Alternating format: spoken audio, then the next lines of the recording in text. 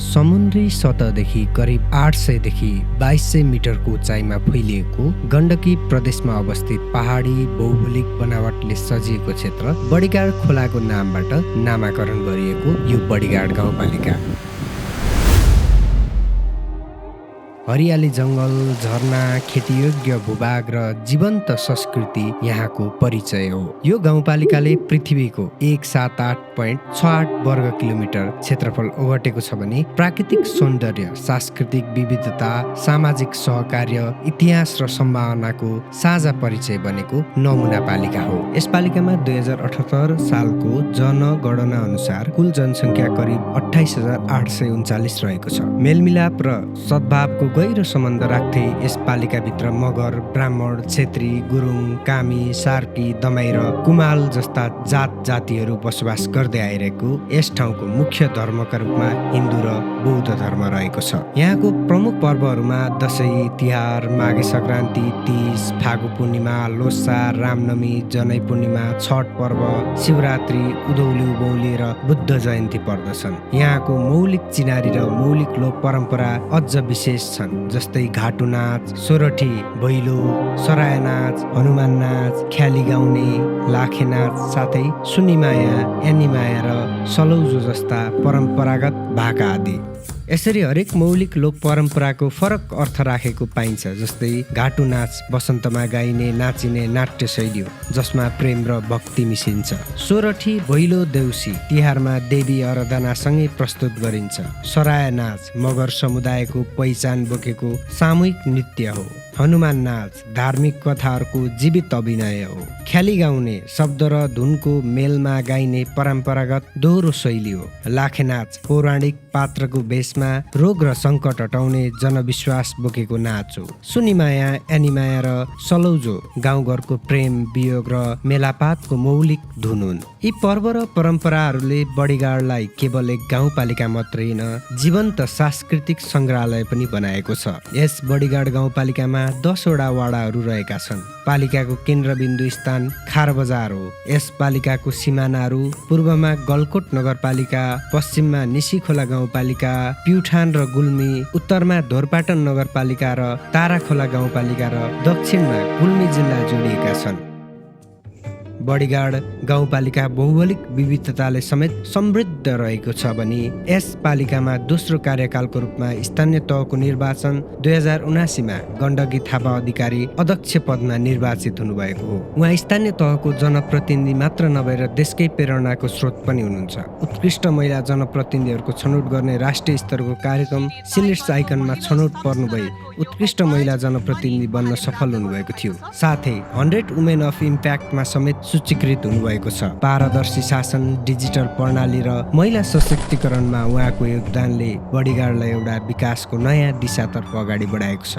यो हाम्रो आन्तरिक रूपमा हाम्रो आर्थिक पुँजी तपाईँको जम्मा हुने खालका सम्भावनाहरू धेरै छन् भन्ने गरिएको छ। अहिले सर हेर्दाखेरि यो आर्थिक रूपमा चाहिँ यो सरकार नै एकदमै भित्रभित्र धोत्रो लागेको अवस्थामा चाहिँ हामीले एकदमै सम्भावना भएको कुराहरूलाई पनि नखोज्नु र आर्थिक रूपमा त्यसलाई चाहिँ एउटा पुँजीको रूपमा परिणत गर्न नसक्नु, त्यो हाम्रो कमजोरी देखिन्छ। त्यस कारणले जस्तै बडिगाड गाउँपालिकै कुरा गर्नुहुन्छ भने बडिगाड गाउँपालिकामा ढुङ्गा खानी छन्, भाँगो खेती छ, लगायत यहाँका लोकल रक्सीलाई ब्रान्डेड बनाउने कुराहरू छ होइन। तर हामीले ती कुराहरूलाई चाहिँ लिगलाइज गरेर एउटा विधि बनाएर कानुन बनाएर अगाडि बढ्नुपर्ने चाहिँ देखिन्छ। तर यो के रहेछ त भन्दाखेरि विभिन्न कानुनहरूले चाहिँ हामीलाई छेकेको छ कि अब यो स्थानीय सरकारले छुट्टै प्रकारको कानुन चाहिँ बनाउन निर्माण गर्न सक्दैन। यदि निर्माण गरे पनि हामीले प्रदेश सरकार र सङ्घ सरकारसँग नबाजिने ढङ्गबाट चाहिँ हामीले कानुन निर्माण गर्नुपर्ने हुन्छ। यदि बाजिने खालको कानुनहरू हामीले बनायो भने त्यो स्वतः खारेज हुन्छ। त्यस कारणले गर्दाखेरि पनि हामीले यी सम्भावनाका कुराहरूलाई चाहिँ पछि पार्यौँ कि भन्ने जस्तो पनि लागेको छ।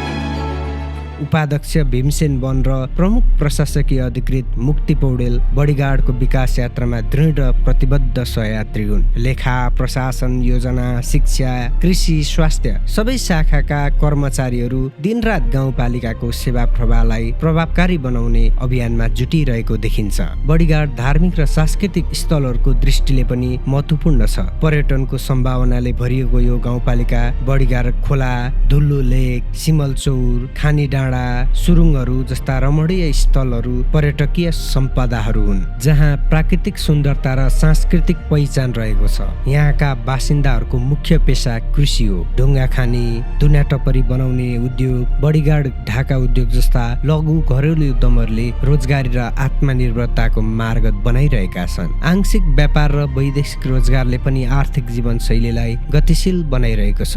तर अध्यक्षले प्रयोग गर्ने शब्द छ त्यो जाँगर किन्ने भए पैसा छुट्याउँथ्यौँ, त्यो कमन नै भयो कि।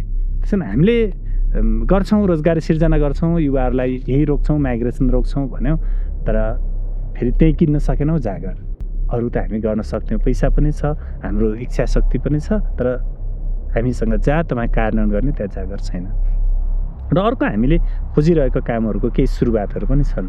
जस्तै एउटा पर्यटन विकासको कुरा, र हामीले बडीगार्डमा आइसकेपछि हामीले चुनाव पछाडि हाम्रो आँखाले देखेर गरेका कामहरू पनि केही छन्। हामीले हेऱ्यौँ अलि माथि गाउँका नागरिकहरू किन तल तल सर्नु भएको छ, बसाइ सर्नु भएको छ, गाउँ छोड्नु भएको छ।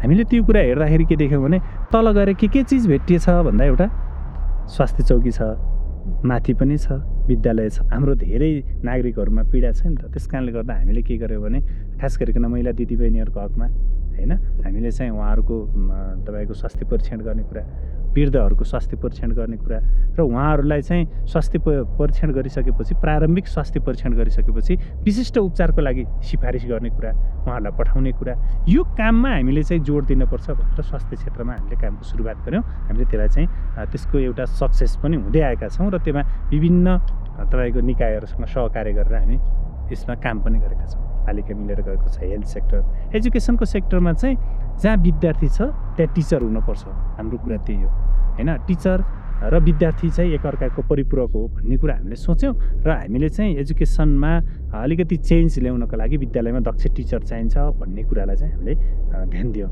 र त्यसपछि त्यो दक्ष टिचरसँगै टिचरलाई प्रोत्साहन पनि जरुर छ होइन। हामीले भनेर मात्र हुँदैन भने विद्यालयको भौतिक संरचना मात्र होइन, विद्यालयका अरू प्रकृतिका व्यवस्थापनका कामहरूमा पनि हामीले ध्यान दिनुपर्छ भन्ने हिसाबले हामीले एजुकेसनका केही प्रारम्भिक रोड म्यापहरू हामीले तयार गऱ्यौँ। अब धुरी कहीँ न कहीँ चाहिँ फलामकै धुरी हो कि जस्तो अनुभूति चाहिँ यहाँ छ।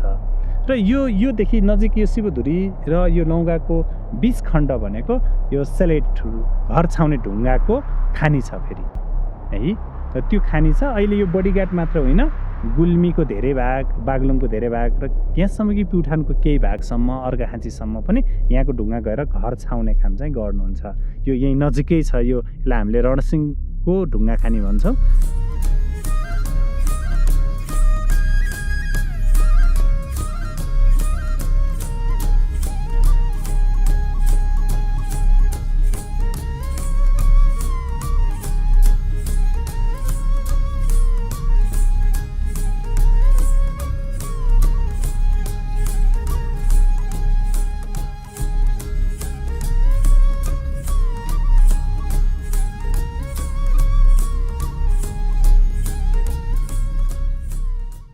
यस ठाउँको जीवनशैलीमा धर्म र संस्कृतिको विशेष स्थान छ, जहाँ शिवधुरी, खड्क जयन्ती मन्दिर, बौद्ध गुम्बा, नारायण स्थान मन्दिर, कालिका मन्दिर र गणेश मन्दिर जस्ता धार्मिक स्थल पनि रहेका छन्। शिक्षा क्षेत्रमा पनि बडीगार्ड उत्तिकै सक्रिय छ। 42 सामुदायिक र 5 संस्थागत विद्यालय मार्फत शिक्षाको ज्योति फैलाइरहेको छ। जनप्रिय मावि, बालज्योति मावि, भगवती मावि लगायतका शिक्षालयहरूमा ज्ञान र चेतनाका केन्द्र बनेका छन्। अन्य गाउँपालिका र नगरपालिकाहरूको तुलनामा बागलुङ नगरपालिका पछि राम्रो राजस्व सङ्कलनको अवस्था रहेको हामी बडीगार्ड गाउँपालिका हो। सङ्घीय समानीकरण अनुदानबाट पनि हामीलाई ठुलै हिस्सा प्राप्त हुने गरेको सन्दर्भमा हामी कहाँ यो वित्तीय सुशासन पालना गर्न, परिपालना र कायम निरन्तरताका लागि हाम्रो जनप्रतिनिधि र कर्मचारी दुवैको टिम एक्टिभ छ। यस मानेमा मैले यो दावा गरिरहेको छु कि हामी कहाँ बेरोजुको लागत हामी 1% हाराहारीमै राख्न सकेका छौँ। सामान्यतया 5%सम्म बेरोजगारलाई सामान्य मानिन्छ राष्ट्रिय मापदण्ड बमोजिम। हामी 1%कै हाराहारीमा रहनु भनेको यो आर्थिक अनुशासनको पार्ट पनि हाम्रो राम्रो छ। केही खर्च गर्नु पर्यो भने हामी रकमान्तर कामलाई एकदम कम न्यूनतम मात्रै रकमान्तर गर्छौँ, अत्यावश्यक मात्रै गर्छौँ र विनियोजन भएकै शीर्षकमा विनियोजन कुशलताका आधारमा खर्च गर्ने र त्यही खर्चलाई चाहिँ प्रगतिको रूपमा देखाउने हाम्रो परिपाटीलाई स्थापना गर्दा हामी वित्तीय सुशासन जोखिम मूल्याङ्कनमा पनि हामी बागलुङ जिल्लामा प्रथम पनि हुन सक्यौँ।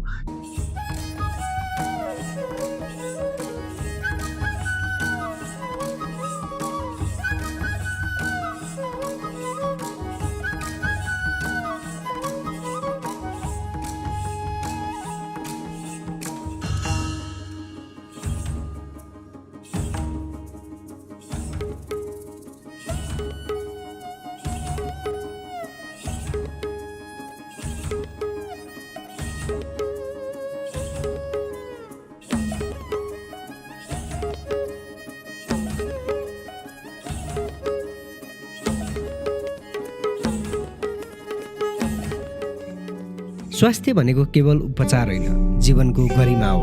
बडीघाट गाउँपालिकाले स्थानीय जनताको स्वास्थ्यलाई पहिलो प्राथमिकता राखेको छ, जहाँ 25 शय्याको आधुनिक अस्पताल निकट भविष्यमा पूर्ण रूपमा सञ्चालन आउनेछ। उक्त अस्पतालमा डायलिसिस सेवा समेत उपलब्ध गराइने तयारी छ। यसले मृगौला रोगीलाई गाउँमै उपचार सेवा उपलब्ध गराउनेछ।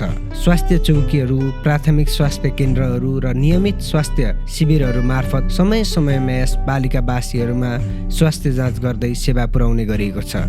विशेष गरी गर्भवती महिला, बालबालिका र ज्येष्ठ नागरिक लक्षित कार्यक्रमहरू प्रभावकारी रूपमा सञ्चालन भइरहेका छन्। साथै बडीघाटमा सञ्चालित स्वास्थ्य सचेतना कार्यक्रमहरूमा कल्प empowerment Nepal, national life insurance, big care अस्पताल, फिल्म हस्त प्रोडक्सन प्रणाली जस्तो साझेदार संस्थाहरूले सक्रिय भूमिका खेलेका छन्।